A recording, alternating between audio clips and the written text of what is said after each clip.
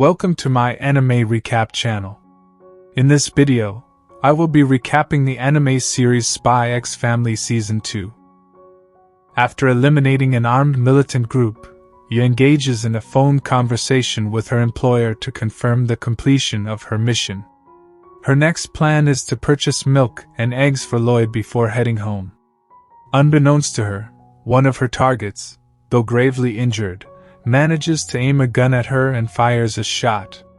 Meanwhile, back at home, Lloyd, Anya, and Bond watch a news report on TV detailing the demise of members belonging to the Red Circus, a radical terrorist organization. Anya, uninterested in the news, requests to switch to watching cartoons. Initially, Lloyd hesitates, but he gives in to Anya's requests as she tears up and happily changes the channel to Spy Wars. Upon Yu's return with groceries, Lloyd greets her, but he becomes concerned upon seeing her irritated expression. Unbeknownst to him, Yu conceals the fact that she's been shot in the buttocks, which explains her grimace of pain, leaving Anya in shock. He retires to bed, while Lloyd mistakenly believes she's upset about running errands, determined to make amends and hoping she'll feel better in the morning. As morning breaks, Yu's condition hasn't improved. In fact, her expression seems even more troubled. Determined to brighten her day, Lloyd extends an invitation for a date. This idea springs from a conversation he had with his colleagues about the importance of dating. Surprisingly, Yu agrees to the outing, aiming to practice the role of a married woman. Anya, eager to join, faces a disheartening rejection from Lloyd, who believes their date should be an intimate affair. He arranges for Frankie to take care of Anya and Bond during their absence, compensating him for the assistance. Eager to create the perfect date for Yu, Lloyd goes to great lengths. He even arranges a chauffeur and brainstorms 862 date ideas, from helicopter rides to wine tastings. However, Yu's persistent pain limits her choices, and she opts for walking rather than sitting in a car, eliminating 794 of Lloyd's ideas. He starts to worry that she's still upset with him. As they stroll away, Anya becomes concerned about their outing. Recalling a scene from her cartoon, she suggests to Frankie that they discreetly follow Lloyd and Yu on their date. Frankie enthusiastically agrees, eager to witness Lloyd's seductive skills. Together, they don disguises while Bond remains at home with Anya's toys. Despite their best efforts to remain unnoticed, Lloyd spots them within seconds but chooses to feign ignorance to prioritize his mood. He takes her to a department store and suggests a pair of snug pants for her, which she declines as it would aggravate her injury. Lloyd continues to escort Yu to various date spots, such as the cinema, the club, the pond, the spa, and the zoo, but he's disheartened by her apparent disinterest. Conversely, Yu struggles to focus on the date due to the pain, while Lloyd is distressed by his inability to uplift her spirits. Frankie chuckles at Lloyd's less-than-stellar date, and starts some playful banter with Anya as Lloyd and Yu step into an upscale restaurant. Frankie and Anya attempt to follow them into the restaurant but are swiftly turned away due to their casual attire and Anya's age. Just as they're about to head home, Anya's telepathic powers detect someone recognizing his alter ego, the Thorn Princess.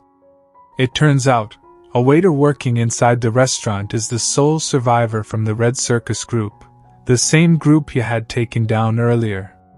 Fueled by a desire for vengeance, he decides to settle the score.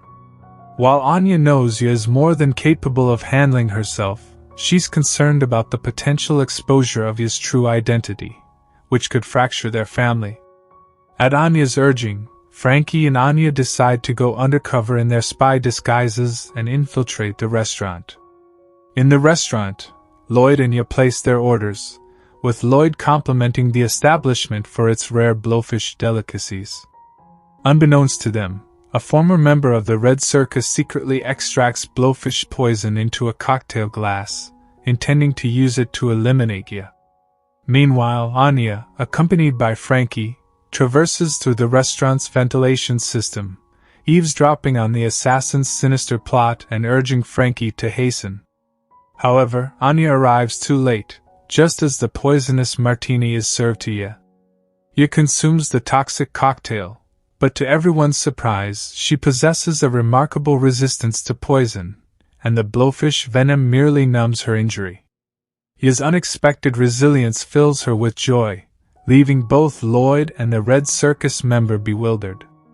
Despite his failure, the ex-Red Circus member decides to improvise a bomb using ingredients from the storeroom. Anya, still in the vent, notices the room nearby and disappears from Frankie's sight. As the ex-Red Circus member recites the steps to create the improvised bomb, he slips on a large puddle of olive oil in the hallway, crashing into a shelf. As he enters the storeroom, a bucket of objects falls on his head.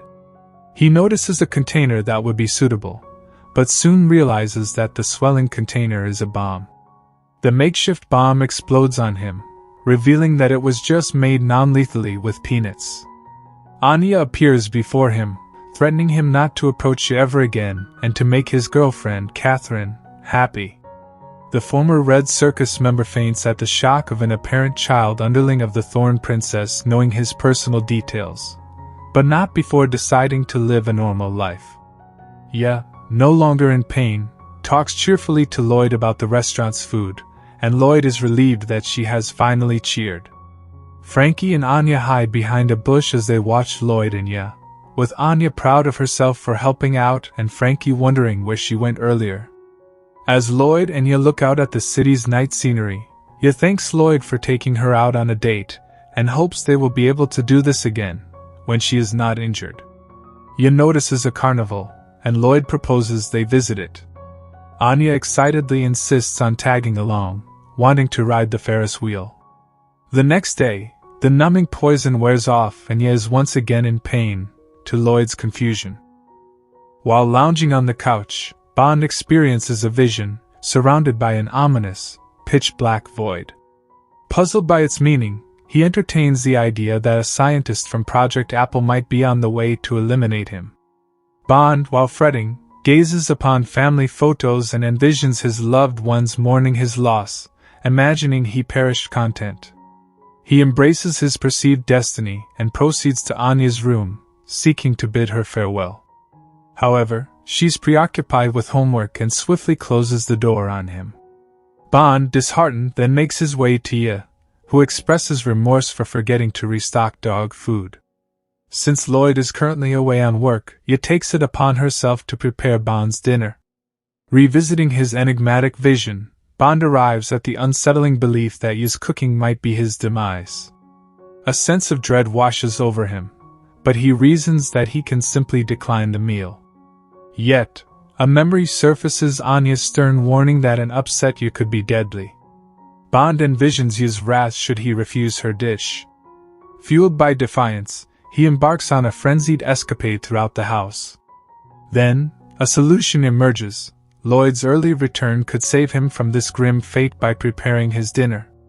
Determined, the family dog unlocks the door and makes a hasty escape, leaving Ye baffled. Bond races through Berlin's streets, following Lloyd's scent. Eventually, he finds Lloyd outside the Big Born Industries building. Lloyd's job right now is to sneak in and grab a sample of Gerolimus, a new truth serum made by that company. But he's in a hurry and can't get the usual information he needs for a disguise. So, his only choice is to sneak in directly. Lloyd gets a big surprise when Bond shows up and tells him to go back home.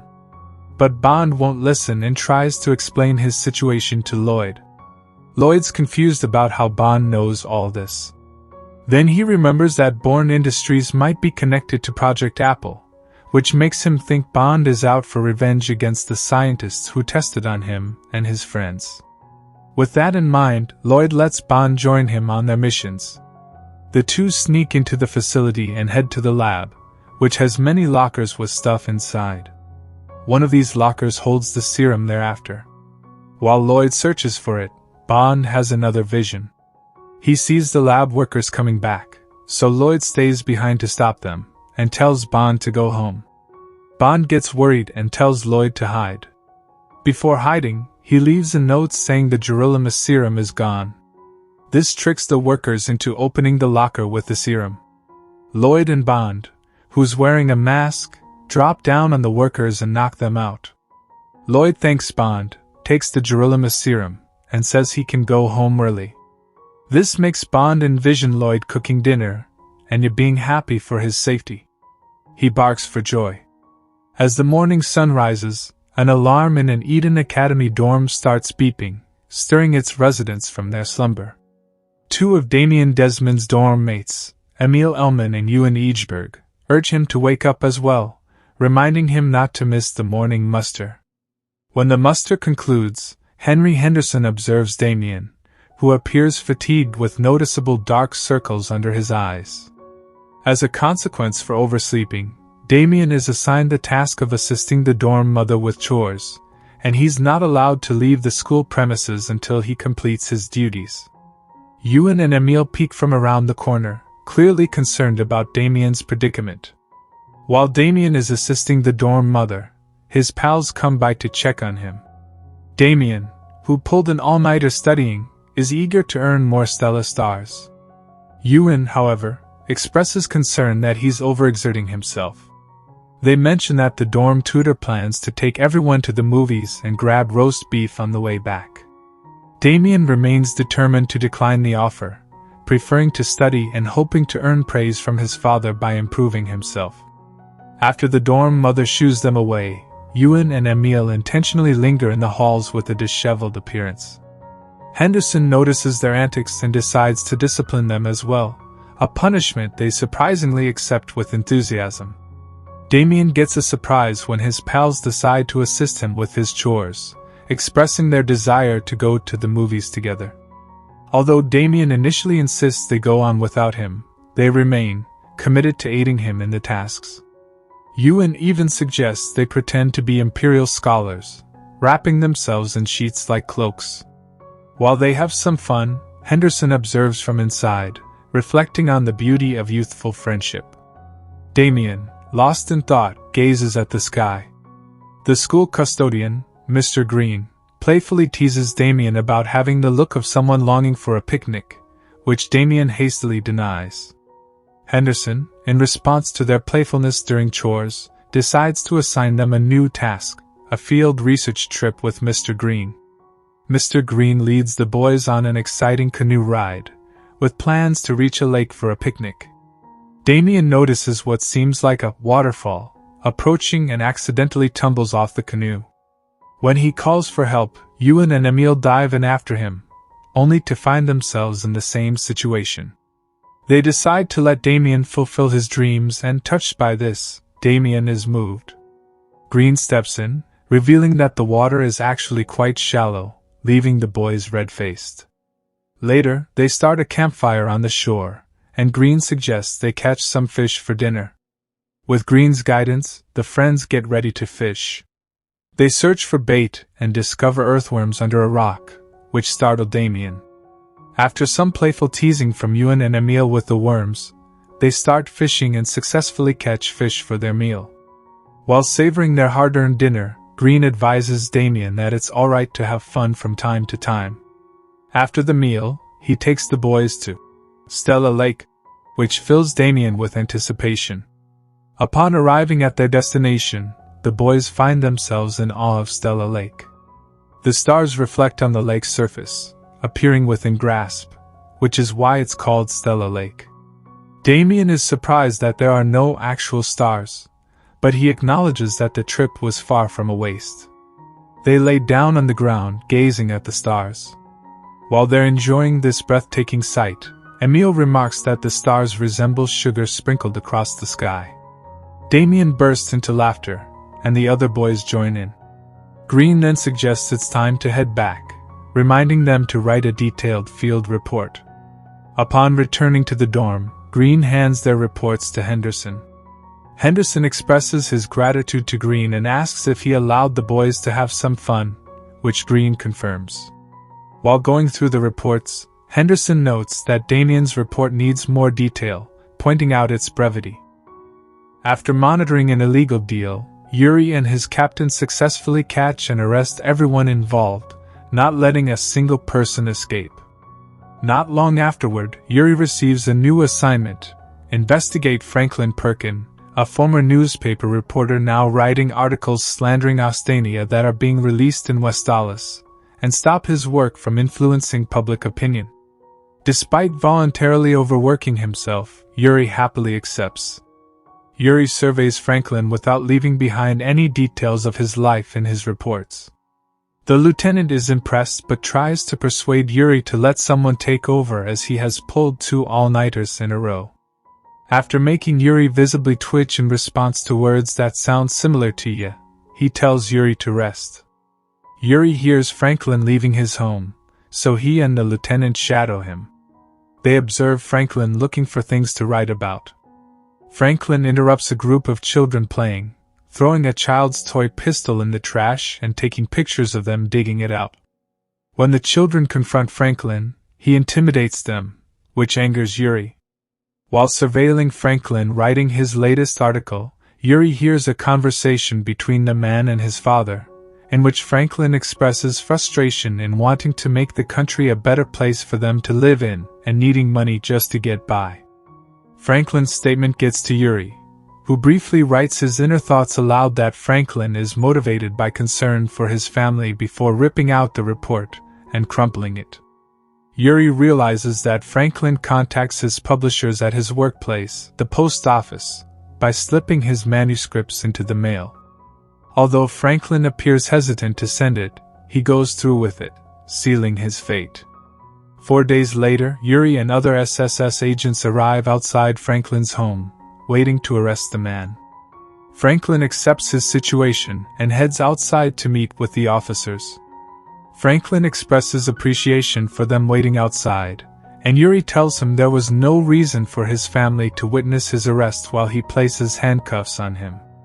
Franklin then asks him which of the two is truly pathetic, the one fighting against tyranny, or the one serving as its lapdog. Yuri responds that he would never do anything to cause his sister pain.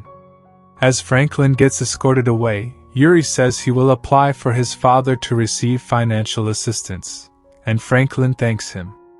At headquarters, Yuri's boss pats him on the back, saying he is proud of him. When asked about how he is doing in his new job, Yuri states that this is the job for him and declares to one day catch twilight. Later, Yuri drops by the forger's home with Lloyd, and Anya at home. When he asks if something is wrong, Yuri says he simply wants to see her face. Anya reads Yuri's mind and pats him. Ye also pats Yuri on the head and praises him, deciding to make some tea for everyone. Yuri is overjoyed and happily shouts for Ye, embarrassing her and giving Anya heartburn. In the latest episode of Spy Wars, Bondman is on a mission with his partner Agent M, who proclaims her love for him as they make their getaway. Later, Bondman and M encounter an enemy spy, who threatens to kill him. Bondman resolves this by ending the conflict between their countries, allowing him and the woman to be together. From the daughter of a nuclear scientist, a terrorist's girlfriend, head of an evil organization, and even his landlord, Bondman continues picking up more and more love interests. Eventually, all the women become angry and demand that Bondman choose one of them, but Bondman refuses. As a result, he is brutally beaten by the women who all leave him, and he muses that as a spy, danger comes with the territory. Anya, watching this episode, comments that this must be one of those lovey-dovey shows that she can talk about with Becky. Lloyd tells her to stop, confused and disgusted with Bondman's womanizing behavior. At the rooftop of the department store, Anya sees large electric plush animals to ride on, and tells Lloyd she wants to ride the panda one. Lloyd, in his endless thoughts, thinks about how pointless they are, but when Anya starts crying, and at Ya's suggestion, Lloyd lets her ride the animal. When Anya says she wants to ride it again, Lloyd thinks about how he cannot understand children. Later, Anya sees people at the ocean on TV and says she wants to go there. Lloyd compromises by taking her to the pool. While Anya is initially having fun, She hears the thoughts of other kids peeing in the pool, to her shock and disgust. At home, Anya says she never wants to go to the pool again, and Lloyd is once again confused. At Cecile Hall's boys' dormitory, Ewan and Emil wake up for morning muster. Remembering last time, they go to wake up Damien as well, but Damien is already awake, having woken up an hour ago to study. He says that last time was a fluke, which impresses his friends. At the Forger home, Lloyd desperately tries to wake Anya up so she will not miss the bus and be tardy, worried that she will get a tinnitus bolt for too many tardies. However, Anya is too asleep to get up, and she ends up being tardy. Recap of the anime series Spy X Family Season 2 then reveals that the pastry of knowledge is one of the 7 wonders of Eden Academy. It is said that a mysterious pâtissier appears randomly in the cafeteria and offers exquisitely delicious desserts. Since many who have eaten the pastry have become imperial scholars, rumors swirl that the pastry instantly makes one smarter. Anya and Becky eavesdrop on other students gossiping about the pastries of knowledge, made by a former royal chef visiting Dining Hall 2 today. The student adds that eating one ensures becoming an imperial scholar, which piques Anya and Becky's interest, and they sprint to the dining hall. Anya envisions the possibility of becoming a genius if she eats one, while Becky salivates at the thought of trying macarons from a former royal chef. They find a queue of students lined up for the pastries, but Damien and his friends cut in line with the same goal. The server then announces that only one order of the special Pierre Pommier macaron set remains. The two groups try to claim the last set, but are stunned to discover that George Glumman has already ordered it. Damien and Becky rush up to George and demand that he give them the macarons. When George tries to protest, they remind him that he owes them. George reluctantly agrees to give up 4 macarons out of the 5-piece set. The other kids realize there are 5 of them and decide to play a round of Old Maid to determine who gets the macarons. Anya, unfamiliar with the rules of the game, wins using her mind-reading abilities. Damien and his friends are incredulous and accuse her of cheating. When Damien suspects that she can read minds, Anya panics and suggests another round, where she intentionally makes mistakes and loses. Anya's easily readable facial expressions make it impossible for her to get rid of the Joker card in Old Maid. Everyone else discards their cards, leaving only Anya and Damien. Anya panics, fearing that she will not receive a macaron, fail her tests, and be separated from Becky in class. As Damien reaches for a card, he notices Anya in tears and draws the Old Maid, losing the game. After receiving her macaron, Anya offers to share half with Damien, but he angrily refuses, embarrassed by his loss. Emil, Ewan, Becky, and Anya devour their macarons, and Anya's fiery determination to succeed in her studies is ignited by the pastry. She studies with unwavering vigor until the next day's quizzes. When the results are released, Henry reveals that Anya's quiz scores are as dismal as ever, leaving Anya and the others in disbelief. Becky attempts to console the dejected Anya, encouraging her to make amends on her finals. At home, Lloyd and Yor peruse Anya's quiz papers while she sulks in her room. Lloyd observes that she would have performed well on her classical language test if she had not made so many spelling mistakes. He ponders how Anya achieved such a good score, considering their limited classical language studies in class and the possibility that her upbringing gave her prior knowledge of the subject. Lloyd resolves to let it go and informs Anya that he has prepared her favorite Hamburg steak for dinner, which lifts her spirits. Yor chimes in that she attempted to make dessert, but Bon barks in disgust. At Frankie's tobacco store, Frankie hands Lloyd a fake ID for Department 2 of Doust Industries and the engine test results for a new fighter jet they are developing. Lloyd expresses his gratitude to Frankie for the documents, who reminds him that he is charging him for them. Lloyd inquires about the photographs he requested of the members of an association. Frankie informs him that his contact specialized in that intelligence has been eliminated, and it will take a little longer. Lloyd is shocked and asks if the SSS got him. Frankie describes the rumor that Garden, a mysterious organization, eliminated him. Lloyd is aware of Garden but believed that half the stories about them were urban legends. Frankie clarifies that Garden is real and assassinates traitors under orders from the shadow government. Lloyd is not surprised by the existence of an unofficial paramilitary organization. Frankie informs him that one of Garden's soldiers is rumored to be capable of wiping out an entire military troop, but Lloyd dismisses him and leaves, instructing him to obtain the photographs. Frankie detains Lloyd and asks him for assistance with a task. He holds up a missing cat poster for Kopi, a male Nordblock cat. Lloyd, confused, inquires about the poster. Frankie explains that the cat belongs to Casey, a server at his favorite cafe. Kopi vanished last week, leaving Casey devastated. Frankie implores Lloyd to aid in the cat's recovery, promising to restore Casey's smile and facilitate their relationship. Despite Frankie's threats to withhold intelligence and attempt to sell him a gun disguised as a toothbrush, Lloyd departs. Frankie resolves to find the cat himself. Frankie uses a payphone to contact other informants for assistance in locating the cat. Eventually, he receives a report of a cat matching the description on Ritter Street near City Hall. As Frankie nears the location outside City Hall, he encounters Yor, who is stepping out for a lunch break.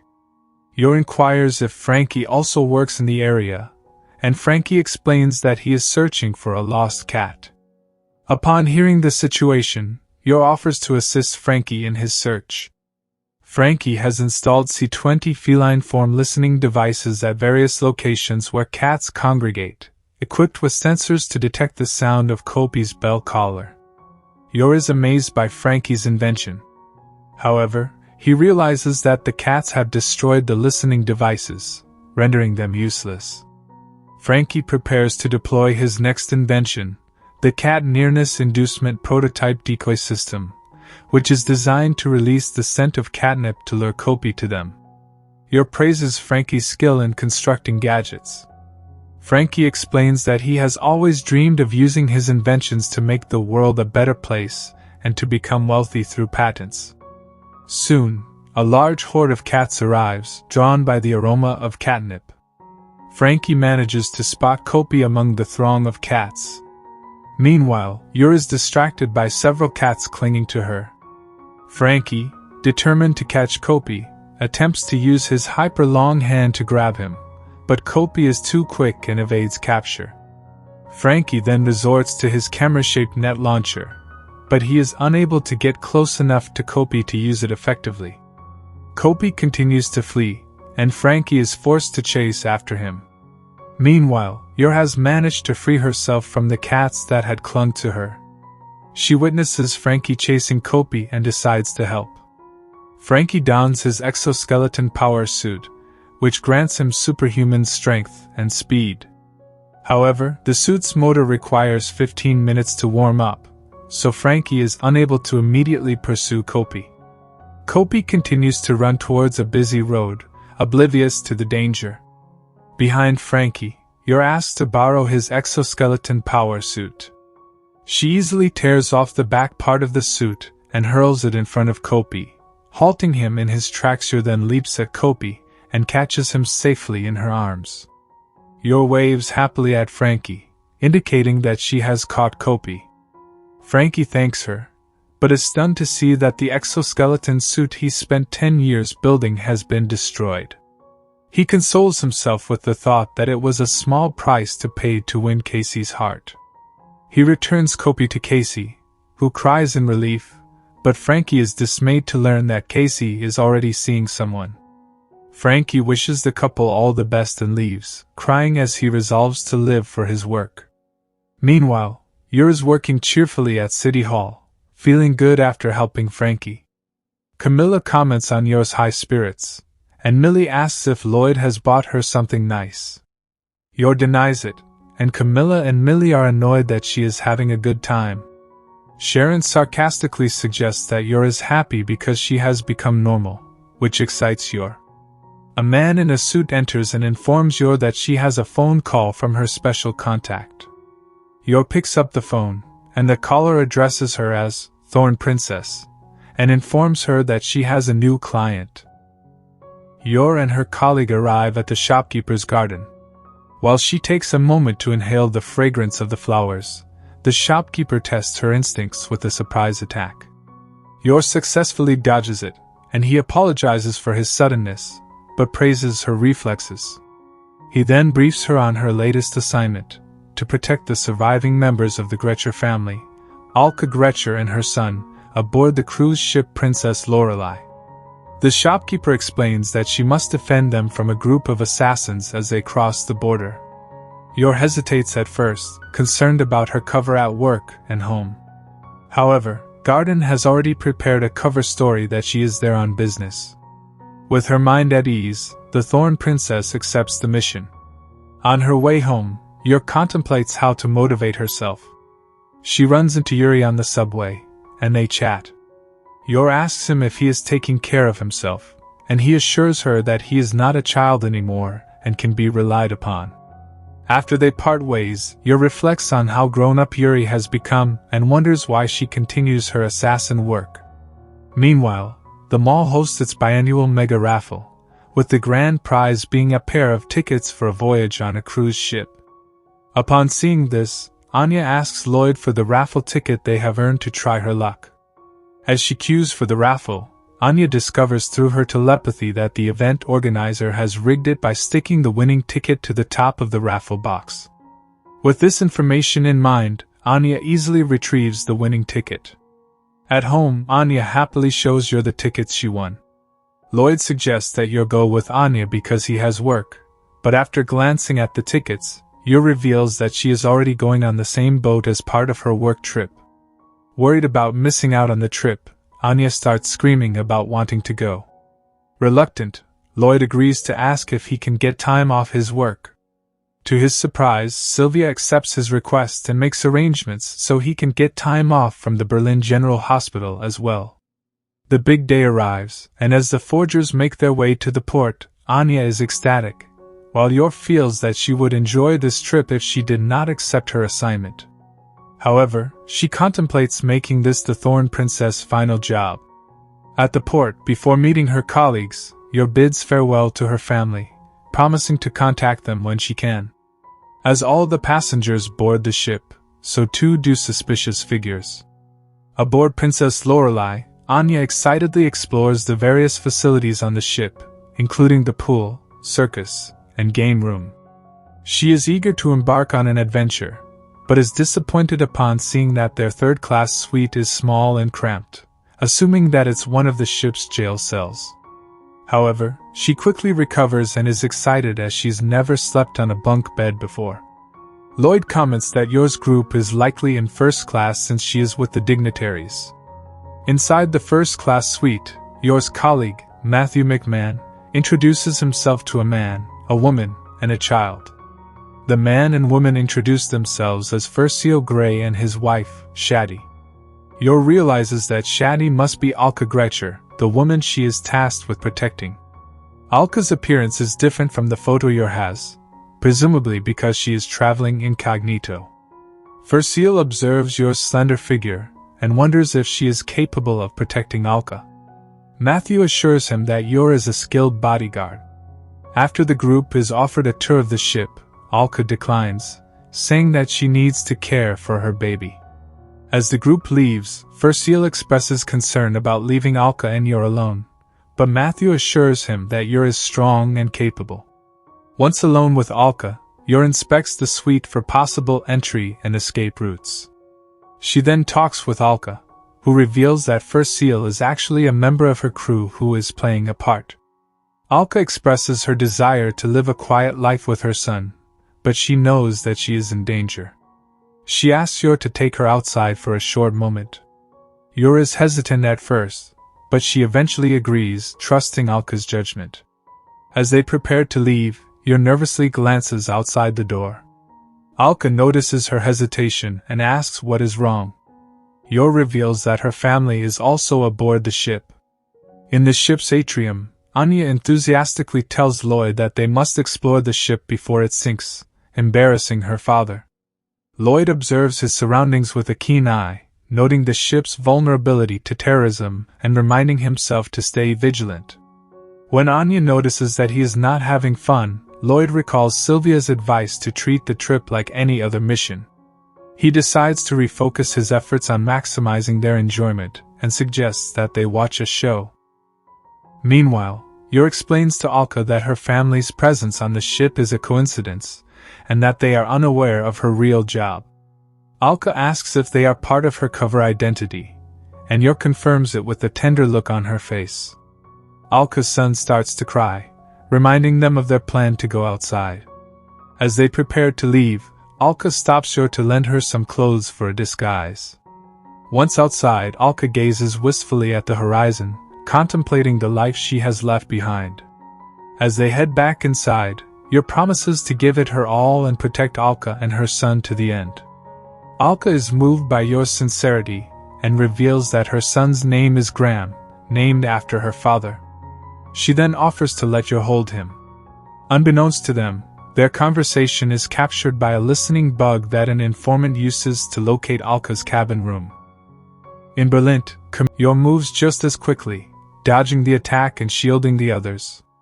Barnaby is surprised by her skill, and Yor feels the same, not sensing his bloodlust until the last second.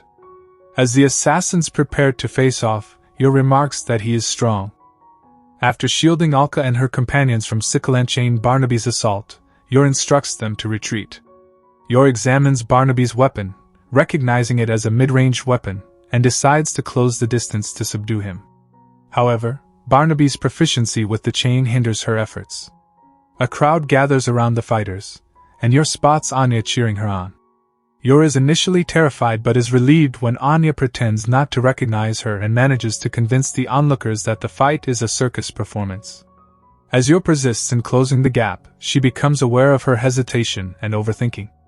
Barnaby, too, notices the crowd and decides to make them his next victims, but he abruptly freezes when he sees Yor charging at him with a menacing expression. The terrified Barnaby attempts to retaliate, but Yor skillfully evades his attacks and closes in. After pinning down his chains with her stiletto, Yor swiftly seizes them, binds Barnaby, and incapacitates him by striking his pressure points. Finally, she concludes her performance with a graceful bow. The crowd is awed by Yor's impressive display and disperses quickly as she takes Barnaby away. Meanwhile, Anya overhears Lloyd finally finishing with his costume and rushes back to the shop. Anya beams with pride, knowing she's helped Yor without Lloyd catching on, and savors the thrill of the adventure. Lloyd emerges from the dressing room, decked out in an eccentric mix of clothing and accessories, believing he's captured the essence of a fun and carefree dad. To his dismay, Anya is unimpressed and bluntly declares him lame. Meanwhile, Yor rejoins the others, and they continue their escape after dumping the unconscious Barnaby on a nearby bench. Back at Alka's old cabin, the assassin leader sneaks in after the staff has left. He takes a deep breath, sniffing the air to identify the perfumes used inside and deduce the number of people in Alka's group. He contacts the informant, and shares his prediction that the group will try to escape the next night. After the radio call, the informant overhears two bugged assassins badmouthing him and plotting to reclaim the money they paid him. Upon hearing this, the informant decides to take precautions. Meanwhile, Lloyd and a sleepy Anya make their way back to their room. Anya wanders off in the opposite direction, muttering Yor's name, and eventually falls asleep in the hallway after bumping her head. An irritated Lloyd picks her up, then thinks about how they have not heard from Yor, assuming that she is busy. Yor and Alka's group reaches their new hideout, where Yor assures them that the room is safe and has everything they need to lay low until the rendezvous. Graham bursts into tears, and Alka tries to comfort him, but her own fear is evident. Furcio Gray, witnessing the scene, dramatically exaggerates his fear of their attackers. Alka and Graham disapprove of Furcio's cowardice, while he takes satisfaction in calming them down. Suddenly, Alka confronts Furcio, whose real name is Zeb, asking him why he chose to join them instead of the gang's new leader. Zeb, caught off guard, insists that he hasn't forgotten his debt to the previous boss. He recalls how he would have been dead without the Gretchen family's black market during the post-war chaos. A flashback shows a young Alka secretly giving him bread, a memory Zeb cherishes, declaring it his reason for being with her. A blushing Zeb hastily adds that his dislike for Hapun stems from his ties to pro-war extremists, and promises to protect Alka from harm. However, Zeb's brave words are cut short by a startling knock on the door. Yor swings open the door to find Matthew McMahon, who reprimands her for forgetting their secret knock in the previous room. He instructs Yor to watch the door while the others rest up for the next day, while he patrols the floor to thin out their enemies. Zeb is astonished by the assassin's calm demeanor, remarking that despite the official end of the war over a decade ago, conflicts never truly cease. Matthew replies that as long as human nature remains unchanged, conflict will persist, and that he and Yor are soldiers fighting for their country's sake. Before leaving, he sternly warns Yor to stay alert and focus on the mission, or else they all face death. As the group settles in for the night, Yor's attention is drawn to the telephone across the room. She realizes that she hasn't contacted Lloyd and Anya, and her mind drifts to the thought of being with them. She reflects on her hesitation during the fight with Barnaby, fearing that her injuries would expose her true identity and jeopardize her family. Recalling Alka's question about whether the forgers are merely a cover for her, Yor reminds herself to prioritize her mission. As thoughts of Yuri, Lloyd, and Anya fill her mind, she questions her actions and her place in this dangerous world. As the day draws to a close, 20 hours remain until Alka's rendezvous. Early morning in Berlin, Frankie takes Bond out for a walk and vents his frustration about babysitting and pet-sitting for the forgers. However, after meeting a woman and her adorable puppy at the park, Frankie hatches a plan to make Bond his own dog. Back on Princess Lorelei, Lloyd heads to the deck to ponder his failure to understand Anya the previous night. He comes to terms with the fact that he is not the perfect spy he thought he was, recognizing that there are still things he doesn't understand. Despite being a spy, he acknowledges his fear of the unknown but resolves to overcome it. As the second day of the voyage begins, he sets his sights on understanding Anya. Elsewhere on the ship, Matthew informs Heyman and Vides that they will no longer be entertaining the Greys due to a spat they had the previous night. He assures the men that it's not their fault, and tells them to take the day off to enjoy themselves, to which they are both grateful. Lloyd and Anya walk around the ship together, where Lloyd tries to observe, analyze, and adapt to Anya's actions. Meanwhile, Anya concocts a plan to ditch Lloyd and assist her mother without his knowledge, fearing his reaction if he learns about Yor's violent encounters. Their first stop is a miniature golf course, where Lloyd swiftly demonstrates his exceptional skills, acing every hole with a single stroke. Anya, taken aback by his prowess, attempts her hand at the game but finds herself spending the better part of the day struggling to sink even a single ball. Throughout the day, Anya continues to devise distractions, dragging Lloyd from one activity to another, only to get completely engrossed in each one, much to Lloyd's amusement. As Anya's attention is diverted, Lloyd continues his silent observation, patiently piecing together the puzzle that is Anya's enigmatic behavior. As dinnertime approaches, Anya's face contorts into a grimace as she eats, struggling to reconcile her enjoyment with her neglect of Yor. Meanwhile, Lloyd notices Anya's sudden change in mood and wonders if his efforts to bond with her have backfired, causing her to resent him. Fearing that Anya might be going through a rebellious phase, he gently inquires if she is alright. Anya, realizing that her behavior is causing Lloyd distress, reassures him that she is having fun but wishes Yor could be with them.